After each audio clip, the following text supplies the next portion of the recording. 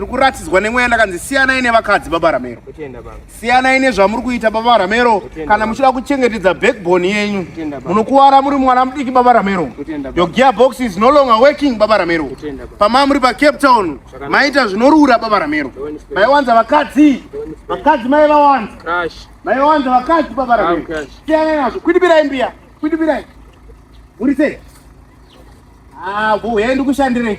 Yaindi kushandirei. Baba Rameroo ibvai papo. Bye. Bye. Munomirawo. Hamusikona zvekuitika here ibvai ya.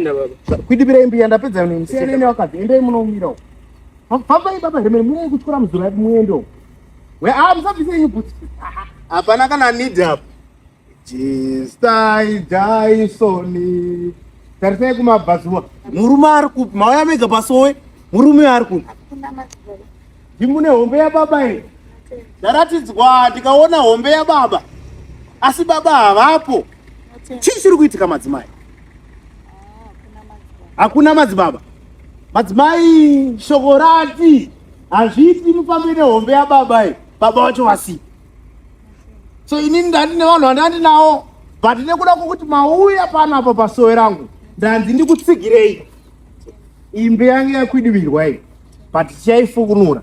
Inini madzimai pari zvino handina munhu handina mhuri. Ndandine vana 4. Madzibaba. Baba Rameroo. Madzibaba tatipa. Baba Rameroo.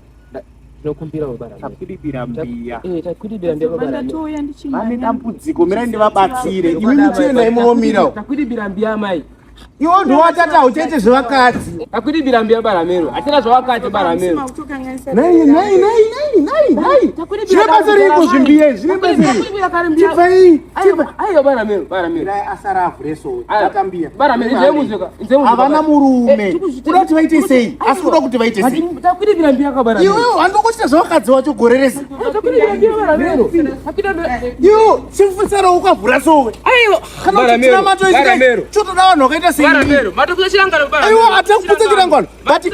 Baba Rameroo china mato chinotoda imi baba Rameroo. Ndakurirwa alright baba Rameroo zvenyika zvatikurira.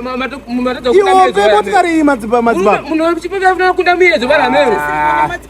Zvinonetsa madzibaba. Imi muchisara mvura sowe.